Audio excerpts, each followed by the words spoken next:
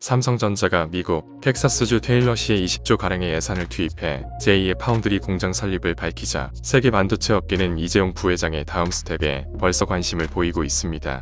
그도 그럴 것이 이 부회장은 지난 2019년에 시스템 반도체 133조 원을 투자하겠다는 계획을 밝힌 바 있습니다. 삼성전자는 이제 반도체 전체 시장의 20%를 차지하는 메모리 반도체를 뛰어넘어 80% 시장을 차지하는 시스템 반도체에 올인하겠다는 건데요. 이 분야에는 인텔, 퀄컴, 엔비디아, AMD, 소니, TSMC, NXP 등과 같이 기라성 같은 선수들이 버티고 있습니다. 삼성전자가 판단하기에 다가올 세상은 인공지능과 지율주행인데 여기에 필요한 시스템 반도체를 하지 않을 수 없다는 겁니다. 지금 많은 전문가들은 삼성의 NXT M&A 여부에 신경을 곤두세우고 있습니다. 작년에는 코로나 사태에도 불구하고 이 부회장이 네덜란드에 있는 UV 장비 업체 ASML 본사를 방문했는데요. 혹시 네덜란드에 있는 NXP를 방문하지 않았나 하는 의혹도 있습니다.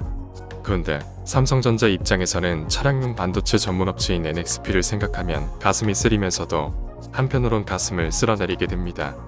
2016년에 글로벌 통신 모듈 전문 팹리스 퀄컴이 네덜란드의 NXP 인수에 390억 달러를 베팅했습니다. 2017년에는 브로드컴이 퀄컴의 적대적 인수 합병을 제안했습니다. 1,300억 달러에 이르는 초대형 규모입니다. 이 두 개의 딜은 서로 관련이 있는데요. 퀄컴이 NXP를 인수할까봐 이를 두려워한 브로드컴이 아예 퀄컴을 인수하겠다는 거였죠.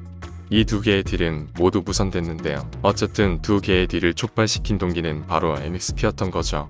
미중 무역 전쟁의 협상 대상으로까지 올랐던 퀄컴의 NXP 인수 딜은 미중 무역 관계 악화로 중국이 비토를 놓는 바람에 무산이 되고 말았을 정도로 국가 대사이기도 했습니다. 그 후 삼성전자가 NXP에 눈독들이고 있다는 소문이 돌았고 삼성전자는 이를 공식 부인하기도 했습니다. 언감생심군침은 돌지만 중국이 쉽사리 합병 승인을 내줄 것 같지 않아서 포기했다는 얘기도 있었습니다. 퀄컴은 NXP들이 무산으로 돌아가면서 20억 달러의 중도의 지급만 날렸습니다.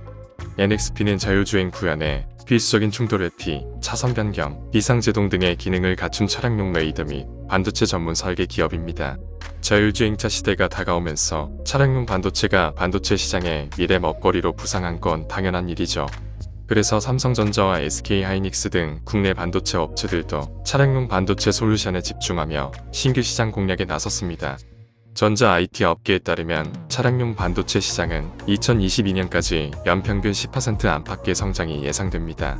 글로벌 시장 조사기관 IHS는 2022년까지 차량용 반도체 시장이 553억 달러 규모로 연평균 7.7% 성장할 것이라고 내다봤습니다.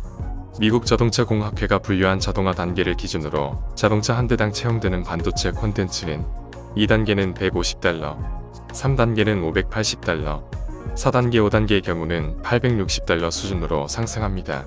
3단계 자율주행이 가능한 아우디 A8에는 1000개 안팎의 반도체가 탑재됐습니다. 휴대폰에 평균 10에서 50개의 반도체가 사용되는 점을 감안하면 차량 전장화에 따른 반도체 의존도는 매우 높다는 것을 알 수 있습니다. 현재 시장은 유럽과 일본 업체들이 주도하고 있습니다. 2017년 기준 네덜란드 NXP가 19%를 점유했으며 독일 인피니온, 일본 르네사스가 뒤를 따르고 있습니다. 하지만 초기 시장인데다 빠르게 성장하고 있어 혁신 기술에 따라 언제든 재편될 가능성이 있다고 업계는 보고 있습니다. 삼성전자 입장에서는 퀄컴의 NXP 인수를 막아준 중국이 고맙기도 하지만 엄청난 여유 자금을 갖고 있으면서도 NXP를 인수할 수 있는 길을 아예 차단해버린 중국이 미울만도 합니다. 전문가들은 차량용 반도체는 진입장벽이 높기 때문에 경쟁력 강화를 위해서는 IP와 자동차 업체 간 파트너십이나 인수를 통해 경험과 인프라를 확보하는 것이 중요하다고 강조합니다. 이상 업데이트부였습니다.